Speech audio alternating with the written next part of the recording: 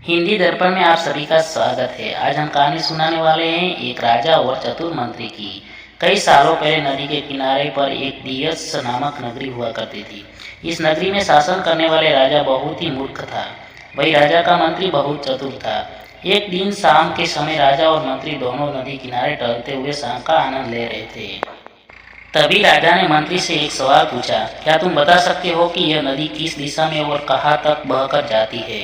मंत्री ने राजा को तुरंत जवाब देते हुए कहा कि यह नदी पूर्व की दिशा में बहती है और यह पूर्व देश तक जाती है। इस पर राजा ने कहा कि वह नहीं चाहता कि हमारे देश का पानी पूर्व के देशवासियों इस्तेमाल करें।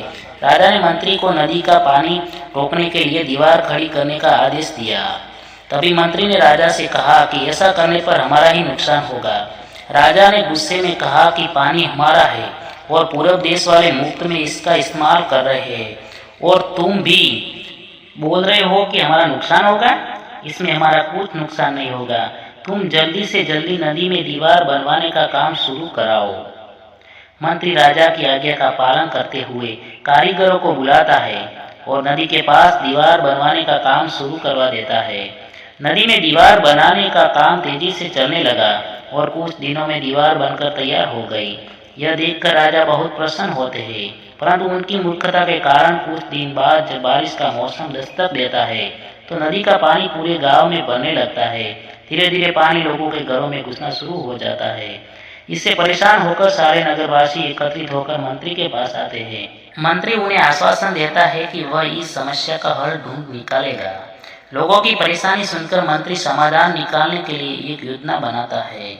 उन्होंने राजमहल में समय को बताने के लिए घंटा बजाने वाले शख्स को इसमें शामिल किया। वह समय के अनुसार घंटा बजाता था, जिससे लोगों को समय पता चलता था। मंत्री ने उसे कहा कि आज तुम प्रति घंटे की बजाय हर आधे घंटे में घंटा बजाना। उस आदमी ने मंत्री ने जैसा कहा वैसा ही किया।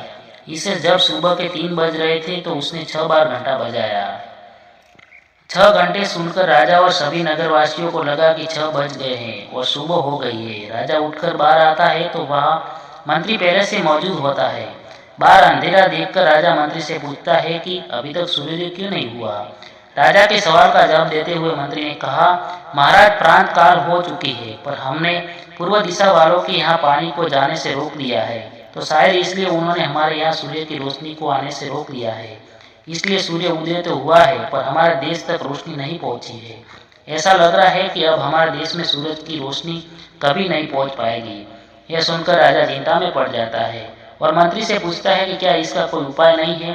तब मंत्री उत्तर देता है कि महाराज, अगर आप नदी का पानी छोड़ देते हैं तो हो सकता है कि वो सूरज को छोड़ देगी। इससे राज्य में फिर से रोशनी आ जाएगी। राजा मंत्री को तुरंत नदी की दीवार तोड़वाने का आदेश देता है। मंत्री कारीगरों को नदी पर लेकर जाता है, उन्हें दीवार तोड़ने के लिए कहता है। कुछ घंटों में कारीगरों ने दीवार गिरा दी और तब तक सूरज से निकलने का समय भी हो चुका था।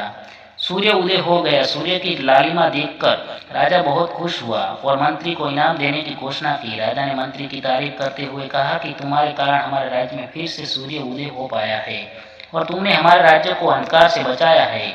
इसके बाद मंत्री कहता है कि महाराज, यह तो राज्य के लिए प्रति मेरा फर्ज था।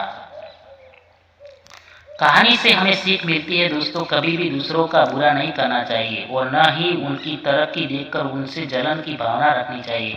दोस्तों, हमारा वीडियो अच्छा लगा हो आपको तो हमारे चैनल को दोस्तों सब्सक्राइब कर दिए और वीडियो को लाइक भी कर दीजिए। थैंक यू दोस्तों।